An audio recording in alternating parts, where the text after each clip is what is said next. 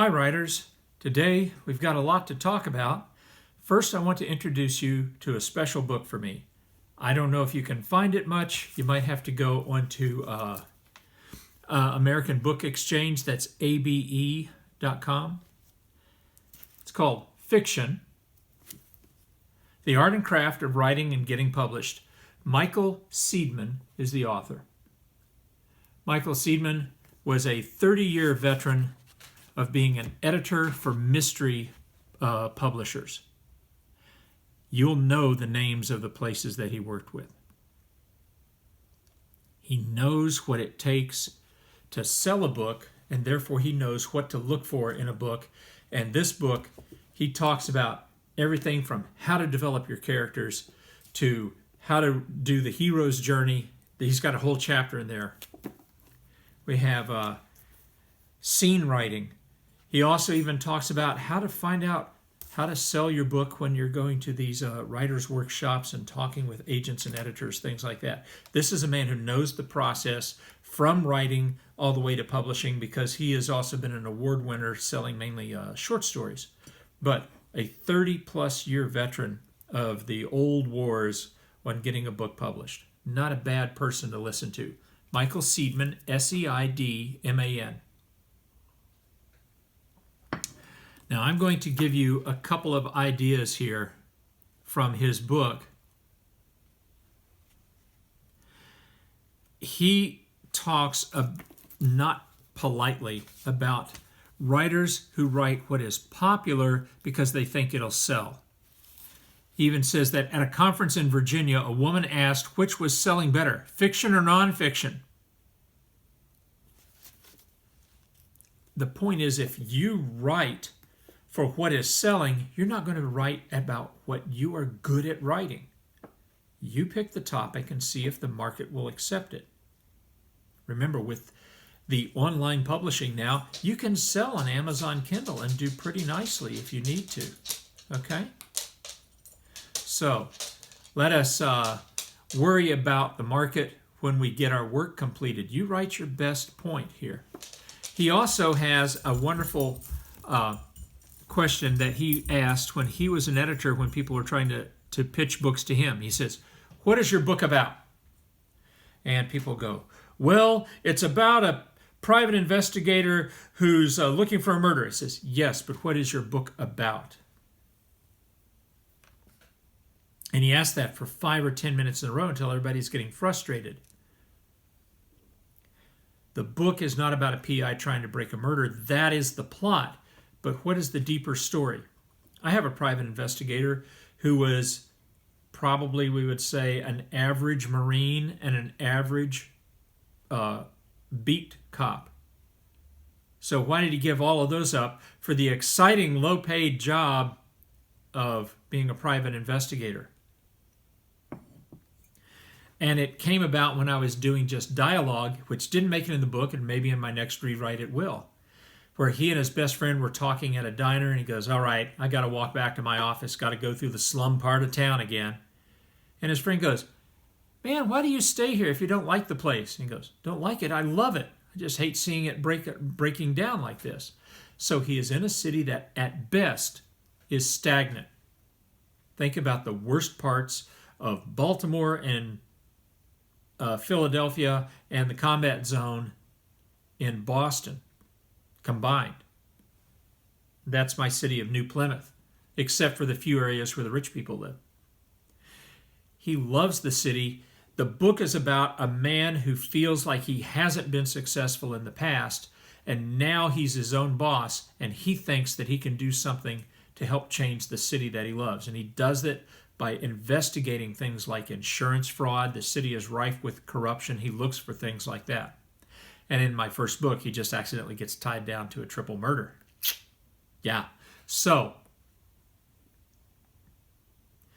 he's a man who feels like he has an unfulfilled mission, and that's what drives him. That's what the book is about. And the plot and all the convolutions that make the book maybe sellable is that he's a private investigator with a couple of nasty personal habits. He's a heavy smoker. I set him up for that so that he can try to quit smoking in a later book, Can you imagine a guy trying to quit a lifelong habit of smoking and he's trying to solve a murder? Man, that guy's going to be on edge. But that will add to the tension. Okay? Reaching for that cigarette that he can't have. Imagine how that adds conflict and internal conflict to the character. But think about what your book is really about. Yes, there's a story, but what are you really saying? Lord of the Rings, good old-fashioned hero's journey, good versus evil. Okay? Think about Harry Potter, good old-fashioned hero's journey, good versus evil. Sensing a theme here. Private investigators, especially ones where you have a series or any series book, some people don't change their characters very much, and I think that's a big mistake. At the end of my book, my private investigator, who used to make a lot of money doing infidelity stakeouts, trying to catch one person in a relationship being unfaithful, he decides he doesn't want to do that anymore. It just bothers him. It feels sleazy. So he is going to go more toward the true wrong. Well, this is not saying that's right, but the true wrongs of actual crimes being committed. Can I catch people stealing money? Can I catch people ruining other people's lives through graft or corruption? That's what he's going to concentrate anymore, and he's not going to concentrate on what he calls crotch watch, which is, watching out for people trying to cheat on their spouses. It's lucrative if you can get the job, but you could go days or weeks without finding people like that. So he's going to go more industrial and civil and political investigations to try to solve the big problems in his city to make it better. That's what the books are about. If you can find what your books are really about, then you've got a good chance of having a book that somebody else will want to read, whether it's on Amazon Kindle or it's with its Bantam or Harper Row or any of the big publishers. So how do we get it ready? Editing. No, not editing. Yes, I know it's not fun. Editing should be satisfying, though, because it matters. Editing makes your story better. Don't you want your story to be better? Well, of course you do. When we edit, we go and try to find the mistakes, the big mistakes at first, and then we get down to smaller and smaller mistakes. Think of it as like polishing. First we use a rough piece of sandpaper, and then it goes finer and finer, and pretty soon the surface is smooth, and then we can apply the shellac and really make it shine. That's what editing is like, is when you're working with a piece of wood. You have to get rid of the rough spots, and the first edit is getting rid of the knots and the really rough areas, okay? So don't think of it as a negative. You are helping to correct your mistakes, and you're saving your story from the mistakes that you have made. Well, they shouldn't be mistakes. You said write creatively. Yes, and that's the next part. Edit after lengthy writing. I fell into this trap badly. I told you, I'm pretty smart because I've made more mistakes than you.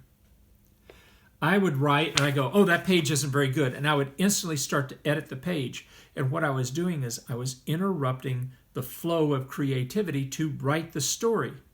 So wait until you've got a chapter or two down before you even think of going back to edit. Okay? Don't edit too quickly after a draft. Stretch out that creative process. Let your creativity flow, developing your characters, your conflict. Okay? Now, once you've got a chapter or two, then you can go back and edit that all at once. And you can put your mind away from creative mode to corrective mode and keep it there, and you'll find more mistakes than if you go little creative, little corrective, little creative, little corrective. Don't do that. All right? The first edit catches the big mistakes. So what should you look for? Tense shifts, especially in action. Most books are written in past tense. The action's already happened, and you, the narrator, are telling everybody what happened. But sometimes in action, you start thinking like a character, and you accidentally shift the voice from had, have to is, right?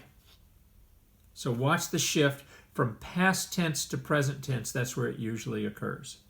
Okay? Another thing, incorrect character descriptions or place descriptions.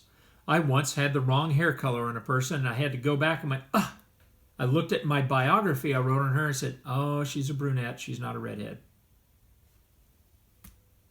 Well, it happens, and editing helps you catch that. It also helps catch geography mistakes, and I'm going to read from my notes here on this one. Okay? Incorrect geography. It's a pet peeve of mine. In 1968, there was a really cool action-adventure disaster movie called Krakatoa, East of Java, and it was about the world's largest volcanic explosion in recorded history. It killed tens of thousands of people all through Southeast Asia and the East Indies. But the name of the movie was Krakatoa, East of Java. The island of Krakatoa is in between Java and Sumatra, so it's actually to the west. This was from a major motion picture label with major stars in it. How long do you think the editor kept his job after that one, huh? And you can look it up. You look up Krakatoa, K-R-A-K-O-T-O-A, Krakatoa. And you can find it on the map. If somebody had done 10 seconds worth of research on a map, they would have found it was west of Java. The movie's title, incorrect. All right? Now, don't forget obvious misspellings or typos. I've got a nasty one that when I'm going from a right hand to a left hand, I sometimes get the order wrong. So can becomes C-N-A, and just becomes J-S-U-T because I'm going back and forth between left hand and right hand typing. And I get them out of order a lot. So that's something that you can look for. Correct the obvious mistakes. Grammar mistakes too, but remember, sometimes grammar mistakes are natural when people are talking. The word ain't is technically a mistake, but our characters might use it a lot. And it's also a way of showing an educational level of somebody if he's constantly saying, well, we was going, and you see that's a mistake. We were going, right? But you can also let readers know an educational level by occasionally making a grammar mistake for a lower level person, or a very educated person might talk down to fit into a situation, and you can show him making the occasional grammar slip up so he fits into this new environment he's in. Those aren't mistakes, but if you're making a grammar mistake, and the big one is starting a subject with me, like me and Jerry instead of Jerry and I, look for those mistakes in your first edit, and you'll go far.